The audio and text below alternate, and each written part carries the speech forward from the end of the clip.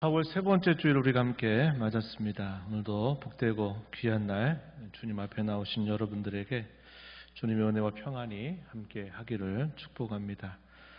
창세기 12장으로부터 50장까지 족장들의 이야기를 계속 살펴가고 있습니다. 아브라함에 관하여 또 이삭에 관하여 야곱에 관하여 우리가 한 주씩 쭉 살펴보았는데요. 오늘은 요셉에 대하여 우리가 함께 살펴보려고 합니다. 이 요셉의 생애는 하나님의 섭리에 대한 특별한 이야기를 담고 있습니다. 그의 생애는 족장들의 역사 그리고 우리가 너무 잘 아는 출애굽의 역사 사이를 연결해 주는 고리 역할을 합니다. 아브라함에게 이삭에게 야곱에게 약속하신 이 언약의 복, 땅을 차지하게 된다, 큰 민족을 이룬다, 또 만민들이 복을 받게 된다라고 하는 이 언약의 복은 구원의 역사를 통하여 성취될 것이었습니다. 요셉의 생애는 이러한 구원의 역사의 배경을 보여주고 있는 것입니다. 우리가 이 요셉의 이야기를 살펴보면서 우리는 오늘을 살면서 어떠한 꿈을 꾸고 그 꿈을 이루어 가야 할지를 함께 생각해 보는 시간이 되기를 바랍니다. 말씀의 증인 되신 성령께서 저희와 여러분의 마음을 밝혀주시고 또 인도하시고 깨닫고 결단하는 귀한 시간이 되도록 인도해 주시기를 빕니다. 우리가 꾸는 꿈의 대부분은 되게 잠에서 깨어나면서 사라져 버리게 되거나 또 어떤 꿈을 꾸어서 이야기가 우리에게 기억이 된다 하더라도 그 꿈이 오래도록 간직되는 일은 거의 없습니다. 하지만 이 꿈이라고 하는 걸 통해서 우리는 이 꿈을 통해서 만나는 이 세계가 매우 특별하다라는 사실을 우리는 알고 있습니다. 그래서 이 꿈에 대한 책들이 시중에 상당히 많이 나와 있어요. 왜냐하면 우리가 일상적으로 경험하는 세계와 좀 다른 세계를 이 꿈은 우리에게 보여주고 있기 때문에 그러합니다. 고대 근동 사회에서 꿈은 특별히 신들과 만나는 접촉점으로 여겨졌습니다. 우리 하나님께서도 이 꿈이나 환상을 통해서 자신의 뜻과 계획을 알려주실 때가 많았습니다. 요셉이 꾼 꿈도 바로 이런 성격의 꿈이었습니다. 요셉은 훗날이 되어서야 그 꿈이 특별한 꿈이었구나, 계시적인 꿈이었구나 하는 사실들을 깨닫게 됩니다. 그가 꾼 꿈에 대해서 함께 먼저 살펴보죠. 요셉은 당시 야곱의 막내 아들이었습니다. 어느 날 17살의 소년 요셉이 꿈을 꿉니다. 두 번을 꾸는데요. 첫 번째 꿈은 땅에서 펼쳐집니다. 밭에서 곡식단을 묶는데 요셉의 단은 일어서고 형제들의 단은 그 단을 둘러서서 절하는 내용입니다. 그 꿈을 이 요셉은 형제들에게 서슴없이 그 꿈을 이야기하고 있어요. 창세기 37장 7절 말씀을 보면 우리가 밭에서 곡식단을 묶더니 내 단은 일어서고 당신들의 단은 내 단을 둘러서서 절하더이다. 이렇게 형제들에게 그대로 꾼 꿈을 그대로 말한 것입니다. 그런데 두 번째 꿈은 배경이 조금 다른 데서 펼쳐져요. 땅에서 보여졌던 그 꿈이 이제는 무대가 하늘로 바뀌어서 하늘에서 꿈을 꿉니다. 꿈을 꾸는 내용이 하늘에서 펼쳐져요. 무대가 훨씬 더 커진 것입니다. 해와 달과 11개의 별들이 자신에게 절하고 있는 겁니다. 요셉은 그 꿈을 아버지와 형제들에게 역시 또 다시 말을 건넵니다. 37장 9절 말씀에 이렇게 소개합니다. 요셉이 다시 꿈을 꾸고 그의 형들에게 말하여 이르되 내가 또 꿈을 꾼즉 해와 달과 11별이 내게 절하더이다 하니라. 두 번의 이 꿈을 꾼 이 요셉의 이 꿈의 메시지는 분명합니다. 그게 뭘 보여줄까요? 요셉이 그들의 우두머리가 되거나 다스린다라는 선명한 메시지를 담고 있는 것이었습니다. 하지만 어떠한 상황과 어떠한 맥락에서 그런 일이 일어날지는 요셉도 모르고 그 어느 누구도 알지 못합니다.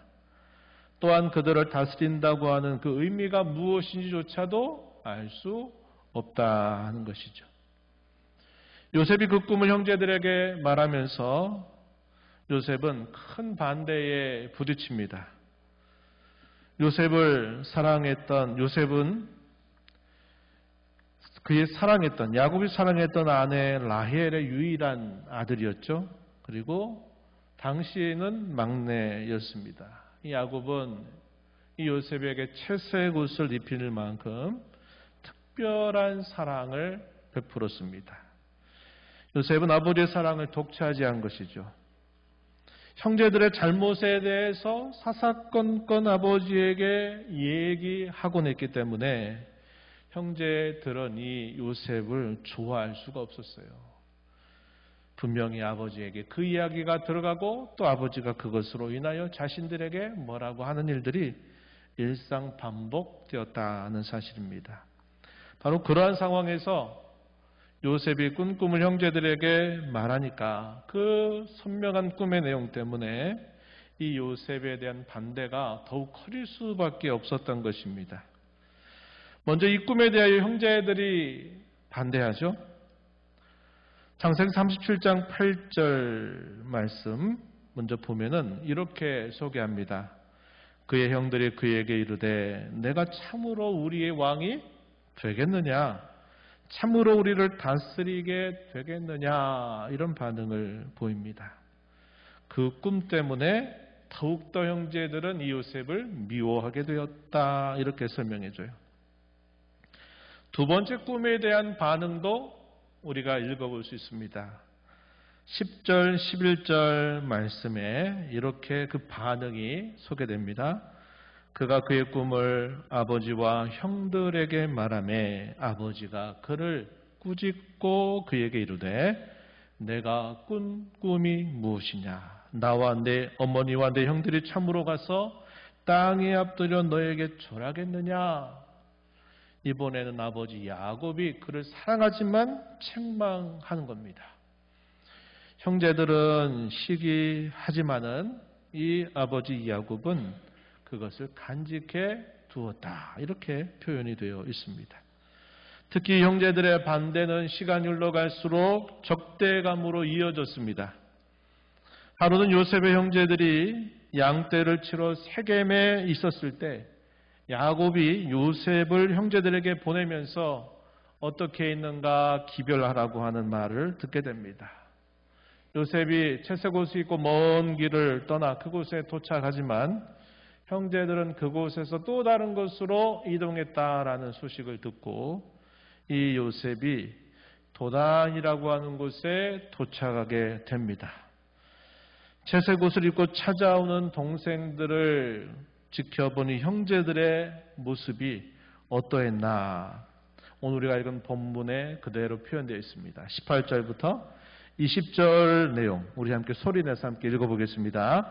요셉이 그들에게 가까이 오기 전에 그들이 요셉을 멀리서 보고 죽이기를 꾀하여 서로 이르되 꿈꾸는 자가 오는도다. 자, 그를 죽여 한 구덩이에 던지고 우리가 말하기를 악한 짐승이 그를 잡아 먹었다 하자. 그의 꿈이 어떻게 되는지를 우리가 볼 것이니라 하는지라.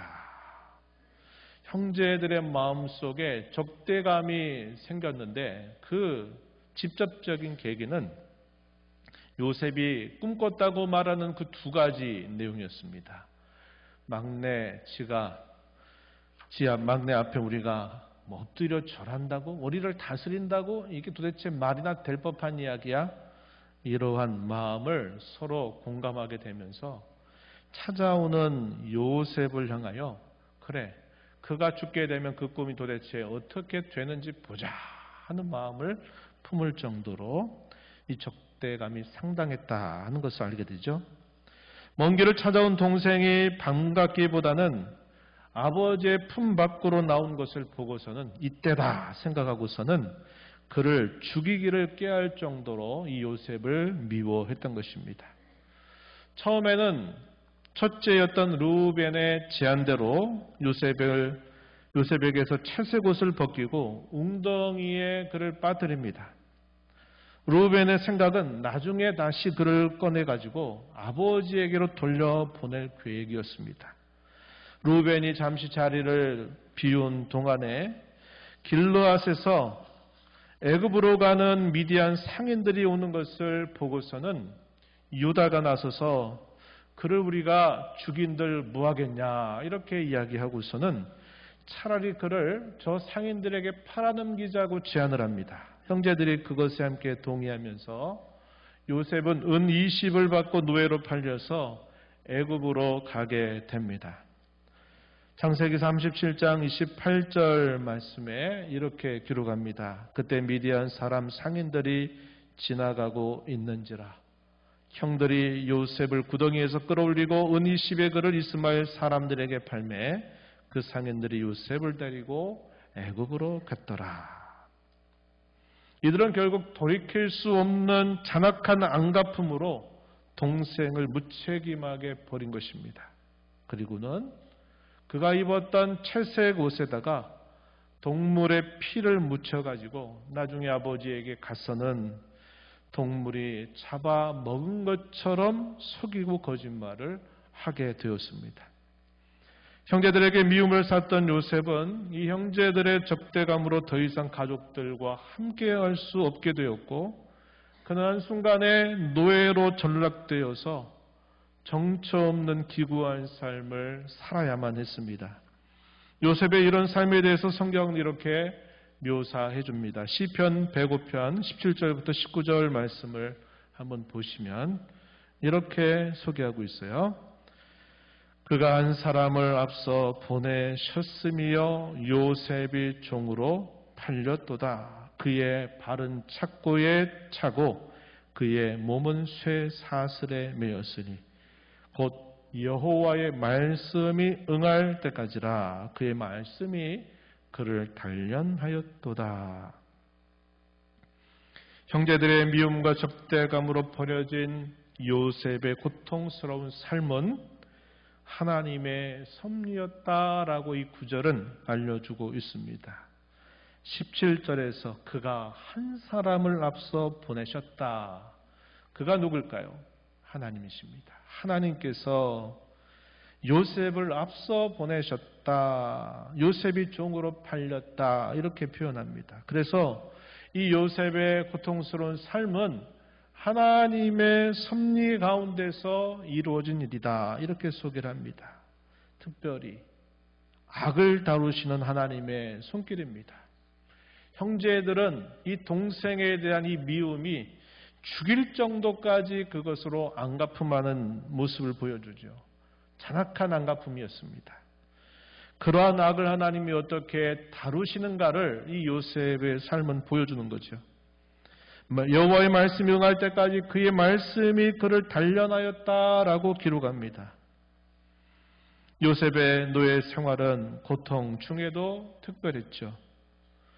바로의 친위 대장이었던 보디발의 노예가 되어서 약 그곳에 10년 정도를 보내게 됩니다. 보디발은 요셉의 범사에 하나님이 함께함을 보고서는 그를 그의 가정 총무로 삼는 반면에 이 보디발의 아내는 용모가 매우 빼어나고 아름답게 성장하는 이 요셉을 보고서는 그를 계속 유혹하기 시작합니다.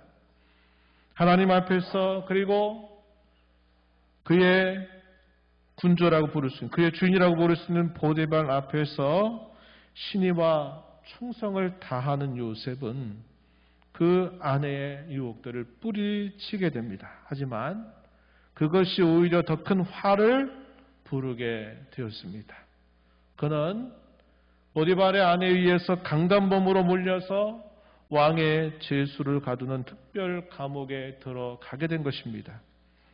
요셉에게는 노예의 신분에서 더해서 죄인의 신분이 더해지게 되었습니다. 그곳에서 약 3년 세월을 보내게 되는데요.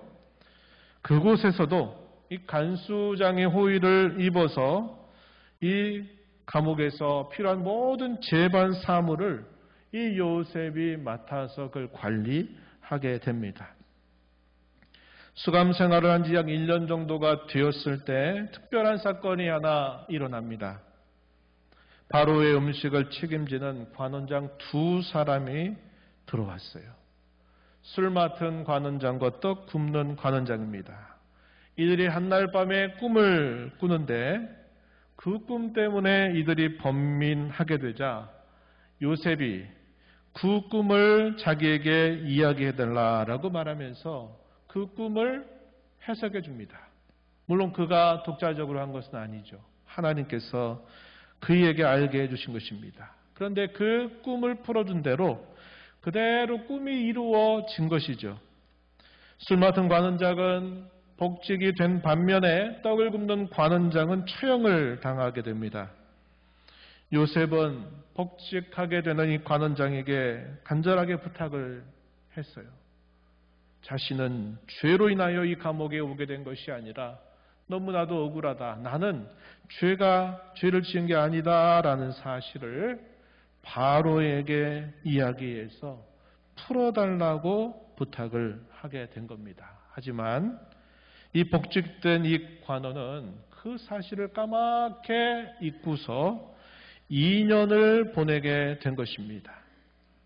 요셉에 대한 하나님의 시간표는 수감생활 3년이 되면서 움직이기 시작했습니다.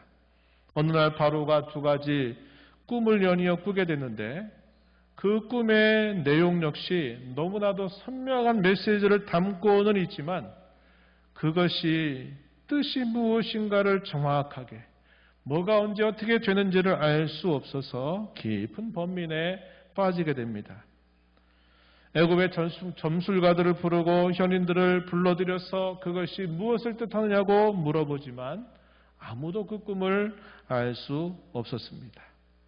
그때 떠올랐던 거예요. 이 술 맡은 관원장이 2년 전에 자기가 감옥에 있을 때 꿈을 꿨을 때 그 꿈을 설명해 준 그 히브리 청년이 떠오른 것입니다. 그래서 그가 그 꿈을 설명해 준 대로 내가 이렇게 복직이 되었고 또 다른 한 관원은 처형을 당하게 되었다 하는 것을 바로에게 말하면서 아마 그 청년이라면 왕께서 꾼 이 꿈을 설명해 줄 수도 있을 것입니다. 이렇게 소개를 하게 되죠.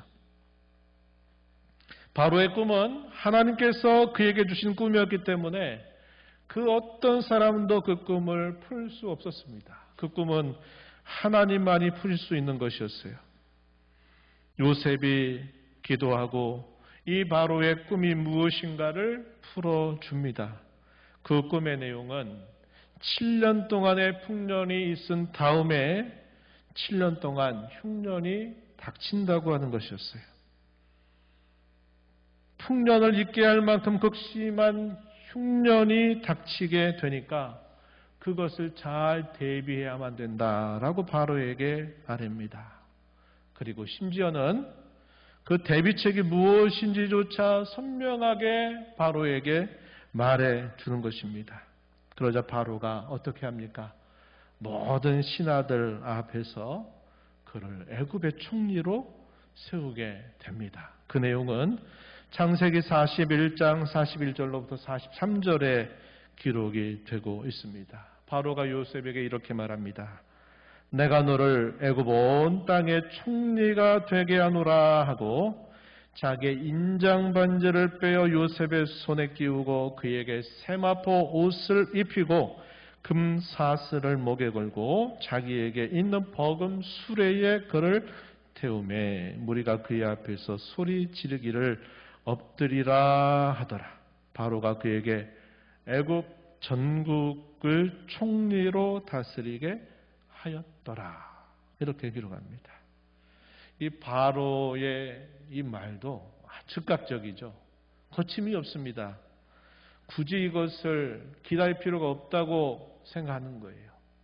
자기의 꿈에 대하여 이렇게 선명하고 명확하게 풀어주고 그 꿈에 대한 대비책까지 선명하게 이야기하는 것을 본 거죠. 요셉은 바로에게 지혜로운 사람을 세워서 이 일을 준비하게 해야 합니다라고 말했는데 바로는 굳이 무슨 다른 사람이 필요한가? 네가 바로 그 사람이 되어서 이것을 네가 잘 관리하도록 하라 명령을 내리면서 그의 신분을 노예에서 죄인의 신분에서 애굽의 총리로 그를 세워 주시게 된 것입니다. 하루아침에 노예요 죄인이었던 신분에서 애굽의 총리가 되어 닥칠 흉년을 7년 동안 준비합니다. 그러한 과정에서 요셉은 결혼을 해서 가정을 이루고 또 2명의 자녀를 낳기도 합니다. 우리 많이 들어본 이름이죠. 므낫세라고 하는 아들, 에브라임이라고 하는 아들을 낳습니다. 이 자녀들을 통해서 요셉이 지나간 13년이라고 하는 이 시간 동안 그가 겪어왔던 모든 시련의 시간들을 말끔히 잊어버리는 계기가 되었다고 말합니다. 므낫세, 그 이름의 뜻이 잊었다는 겁니다. 마치 그런 거죠. 자녀를 출산하기 전에 그 출산의 고통이 얼마나 크고 얼마나 괴롭고 힘듭니까? 그런데 태어난 그 자식이 빵긋 웃는 그 모습, 자라가는 그 모습을 보고 그 출산의 고통을 잊어버리는 엄마들과 같이 이 요셉의 무고한 시련의 시간, 13년이라고 하는 이 시간을 결국 잊어버리게 하시는 하나님의 은혜를 감사하면서 첫째 아들을 므낫세라고 이름을 줘요. 그리고 닥칠 그 흉년 앞에서 자신에게 베푸신 하나님의 은혜가 부유하다, 창성하다라는 그 고백을 담아서 둘째 아들의 이름을 에브라임이라고 이름을 짓게 된 것입니다. 이 극심한 흉년이 닥치게 되면서 애굽 나라뿐만 아니라 그 주변에 있는 모든 나라에 그 흉년이 닥치게 되면서 야곱이 살고 있던 이 가나안 땅에도 이 흉년이 닥치게 된 것입니다. 야곱은 10명의 아들을 보내면서 애굽에 가서 먹을 양식을 사오라고 명령을 내리고 이들은 아버지의 명을 받아서 먼 길을 떠나 이 요셉이 있는 애굽 땅으로 들어오게 된 것입니다. 이들은 애굽의 총리 앞에서 엎드려 절하며 요셉을 대면하죠. 요셉은 그의 형제들을 알아보지만 이 형제들은 요셉을 알아보지 못합니다. 2번에 걸쳐서 요셉에게 엎드려 절하게 되는데요. 창세기 42장 6절 말씀에서 이렇게 기록합니다. 때에 요셉이 나라의 총리로서 그 땅 모든 백성에게 곡식을 팔더니 요셉의 형들이 와서 그 앞에서 땅에 엎드려 절하매 이렇게 기록됩니다. 또 한 번 고향 땅에 돌아갔다가 또 한 번 찾아와서도 또 어떻게 하는가? 창세기 43장 26절에 보면 요셉이 집으로 오매 그들이 집으로 들어가서 예물을 그에게 드리고 땅에 엎드려 절하니 이렇게 표현되어 있습니다. 이것은 약 20년 전에 꾸었던 이 요셉의 꿈이 이루어지는 순간이었던 것입니다.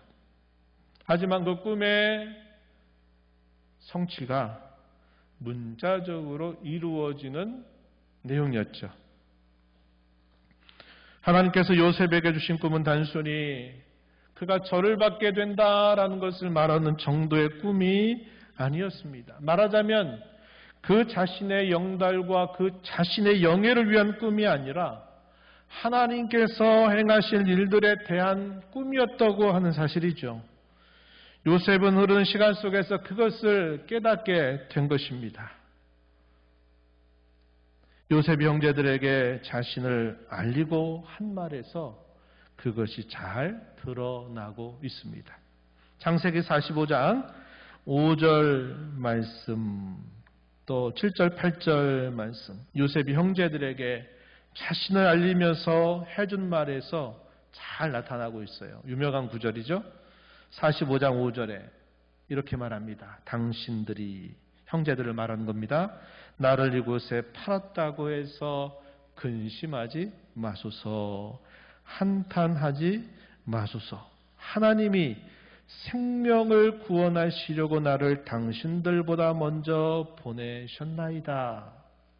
7절 가서 또 이렇게 말합니다. 하나님이 큰 구원으로 당신들의 생명을 보존하고 당신들의 후손을 세상에 두시려고 나를 당신들보다 먼저 보내셨나니, 그런즉 나를 이리로 보낸 이는 당신들이 아니요 하나님이시라. 하나님이 나를 바로에게 아버지로 삼으시고 그 온 집에 주로 삼으시며 애굽 온 땅에 치리자로 삼으셨습니다. 이렇게 형제들에게 말하면서 그들을 안돈하게 하는 거죠.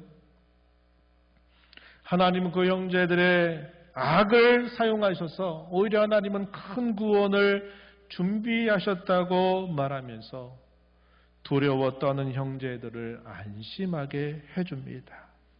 더 나아가서 조상들에게 하신 언약의 복을 하나님께서 이루시기 위해서 그렇게 하셨다고 형제들을 깨우쳐 주기도 합니다. 창세기 50장 24절 25절 말씀 한번 우리 함께 읽어볼까요? 이렇게 표현하고 있습니다. 함께 읽어볼게요. 요셉이 그의 형제들에게 이르되 나는 죽을 것이나 하나님이 당신들을 돌보시고 당신들을 이 땅에서 인도하여 내사 아브라함과 이삭과 야곱에게 맹세하신 땅에 이르게 하시리라 하고, 요셉이 또 이스라엘 자손에게 맹세시켜 이르기를 하나님이 반드시 당신들을 돌보시리니 당신들은 여기서 내 해골을 메고 올라가겠다 하라 하였더라. 요셉의 임종이 다가왔을 때 그가 그의 형제들에게 간곡하게 부탁하는 유언적인 내용입니다. 뭐라고 말했습니까? 아브라함과 이삭과 야곱에게 약속하신 땅에 이르게 하실 것입니다. 또 자신을 나중에 하나님이 약속하신 땅에 들어가게 될 때 내 해골을 그곳에 다시 메어서 그곳에 나를 묻어 주시오라고 형제들에게 부탁하고 있는 것입니다. 이것은 하나님께서 일찍이 아브라함에게 하셨던 그 약속의 내용이었다는 사실들을 우리는 또 확인해 볼 수 있어요. 창세기 15장 13절 14절 아브라함에게 하나님이 하셨던 그 약속의 말씀을 하나님은 요셉을 통해서, 더 구체적으로 말하면 그가 꾸었던 그 꿈을 통해서 하나님이 준비하고 계셨다는 사실을 보여주고 있는 것입니다. 창세기 15장 13절 14절 하나님께서 아브라함에게 이렇게 말씀하셨어요. 너는 반드시 알라. 내 자손이 이방에서 계기되어 그들을 섬기겠고 그들은 400년 동안 내 자손을 괴롭히리니 그들이 섬기는 나라를 내가 징벌할지며 그 후에 내 자손이 큰 재물을 이끌고 나오리라. 이렇게 하나님이 아브라함에게 말씀을 해주셨습니다. 이건 상당히 구체적인 예언의 말씀의 내용이었어요. 그것이 누구를 통해서 준비되고 있는 겁니까? 요셉을 통해서. 구체적으로는 그가 꾸었던 그 꿈과 그 꿈을 이루게 하시는 하나님의 섭리 안에서 그 일이 이루어지도록 하나님이 일하셨다는 것을 보여주고 있는 것입니다. 오늘 우리는 요셉 이야기를 통해서 하나님은 꿈을 주시고 그 꿈을 성취하시는 분이심을 살펴보았습니다. 오늘도 살핀 이 말씀을 통해서 세 가지 정도 적용점을 함께 생각을 하면서 말씀을 마무리하고자 합니다. 첫 번째는 하나님은 차원적으로 다르게 역사하시는 분이다 하는 사실을 늘 기억하자고 하는 것입니다. 우리의 삶의 연장은 여러 가지 원인들이 함께 작용하고 있어요. 우리가 삶의 현장에서 열심히 일을 합니다. 우리만 일하지 않아요. 믿지 않는 사람들도 열심히 내가 있는 현장에서 함께 일을 하죠. 또 이런저런 상황과 처지에 놓여 있기도 합니다. 그리고 그 배후에는 우리보다도 강한 사탄의 계략과 역사가 있기도 하다는 것입니다. 하지만 하나님은 차원적으로 더 역사하셔서 결국은 그분의 뜻을 이루시고 그 이루시는 뜻에 우리를 참여하도록 하신다 하는 사실이에요. 하나님이 이루시는 선하고 좋은 일에 내가 예외가 되지 않고 나를 그곳에 참여하도록 하나님은 그렇게 일하시고 계신다 하는 확신을 우리가 늘 가지고 살아가자고 하는 것입니다. 천하만사가 하나님의 뜻과 계획대로 이루어진다고 하는 것을 알고 신뢰해야 하겠습니다. 그것을 반대하고 저지하고 대적한들 소용이 없는 일입니다. 요셉이 꾼 꿈을 의도적으로 형제들은 반대했고, 그래 네가 꾼 꿈이 이렇게 해도 되나 보자 라고 생각하면서 오히려 그 꿈이 이루어지지 않기를 바라는 마음을 가지고 이 요셉에 대하여 잔혹한 안갚음으로 갚았지만, 하나님은 결국 그 꿈을 그대로 이루어 주셨다는 것을 요셉의 이야기는 보여주고 있는 겁니다. 적대감, 악마저도 하나님은 선으로 바꾸어 주신다는 것을 우리가 이 이야기를 통해서 살펴보게 되는 겁니다. 하나님의 뜻과 작정에 대해서 이사야서 14장 24절 말씀에서는 이렇게 기록하고 있어요.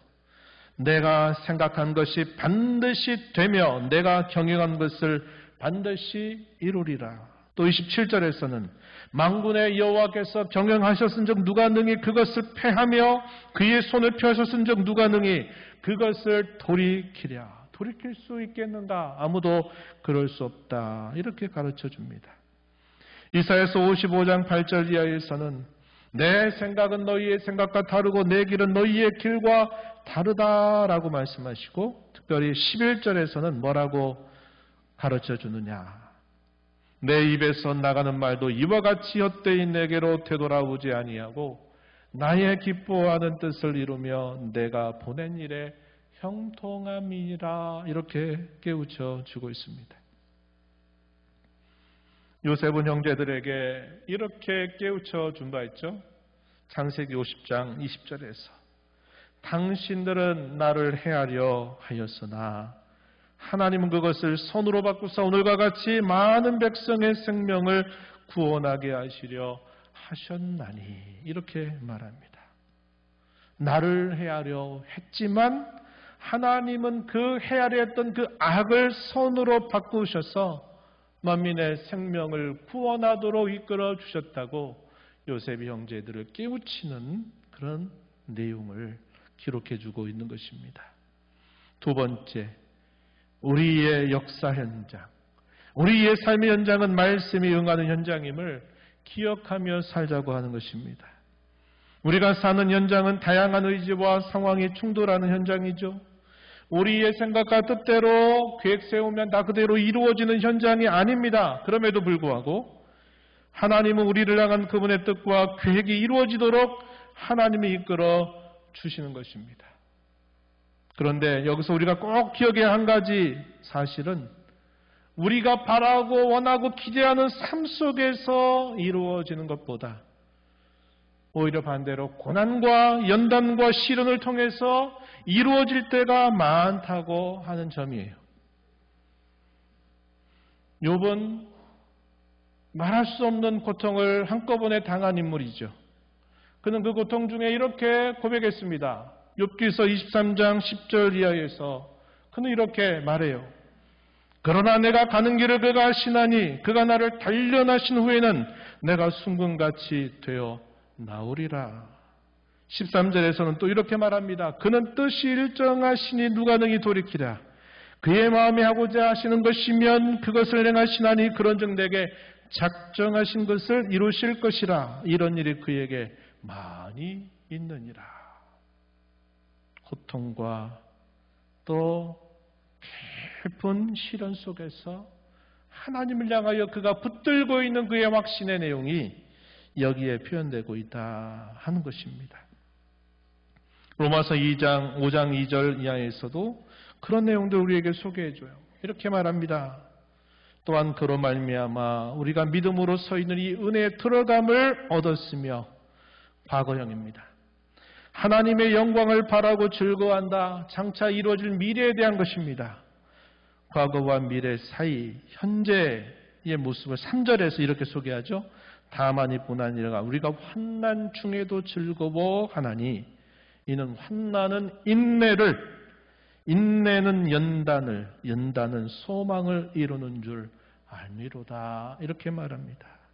그리스도 안에서 이미 받은 복, 그리스도 안에서 장차 누리게 될 복, 과거에 이루어진 일과 장차 얻게 될 그 복의 사이를 성도는 어떻게 살아가느냐? 환난, 인내, 연단, 소망, 이런 것들이 살아가는 삶 속에 분명히 있다는 겁니다. 요셉도 이런 과정을 겪은 것이에요. 그뿐입니까? 다윗도 그렇죠. 성경에 나타나는 연단받고 훈련받은 모든 이들은 이런 과정들을 통해서 하나님이 하신 말씀이 자기들의 삶 속에 이루어지고 있다는 것을 보여주는 인물들이 된다는 겁니다. 마지막으로 하나님의 뜻이 오늘 우리가 사는 현장에서 이루어지게 하자고 하는 것입니다. 앞에서 살펴본 것처럼 요셉이 꾼 꿈은 단순히 사라진 꿈이 아니었습니다. 그렇다고 꿈을 꾼 대로 바로 모든 걸 다 알 수 있는 꿈도 아니었어요. 그것은 하나님이 장차 행하실 일에 대한 계시적인 꿈이었습니다. 정말 여러분이 오늘 꾸어야 할 꿈이 무엇일까요? 잠 많이 자서 꿈 많이 꾸는 걸까요? 그런 게 아니죠.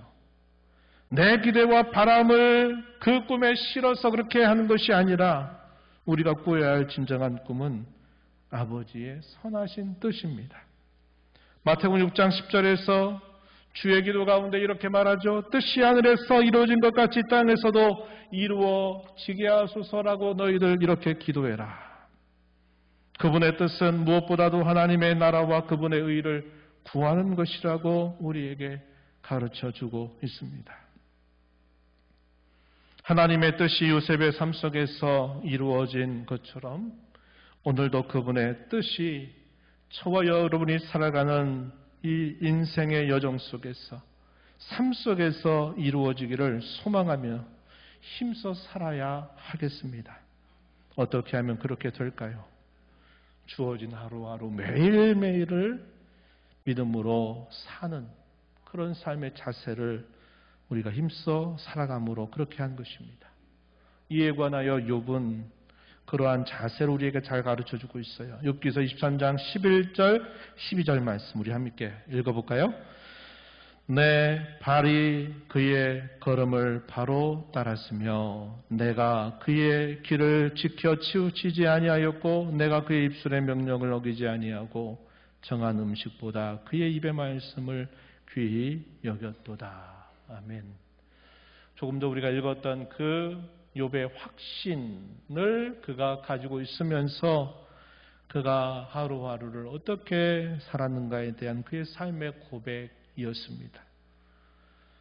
내 발이 그의 걸음을 바로 따랐고 내가 그의 길을 지켜서 치우치지 아니하려고 하였고 그의 입술의 명령을 어기지 아니하고 그의 입의 말씀을 귀히 여기면서 나는 살아왔다고 고백했던 것처럼 오늘 저와 여러분의 삶의 현장에서 하나님의 선하신 뜻이 이루어지도록 하는 삶은 주님의 말씀대로 그분이 우리에게 보여주신 그 길을 따라 걸어감으로 그의 말씀을 귀하게 여기고 먹고 사는 그 삶을 통해서 우리가 이루어 가게 됨을 가르쳐주고 있다는 것입니다. 저와 여러분의 남은 삶이 이러한 꿈을 가지고 이런 꿈이 실현되는 복된 인생의 삶이 되기를 진심으로 축원합니다. 하나님 아버지 감사합니다. 오늘도 저희들을 불러주셔서 요셉의 이야기를 통하여 하나님이 꿈을 주시고 그 꿈을 이루어 가시는 분이시되 그 꿈을 이루신 하나님의 놀라운 섭리는 악과 그 잔인함조차도 선으로 바꾸어서 아버지의 선한 뜻을 이루어가게 하시는 것임을 저희가 살펴보았습니다.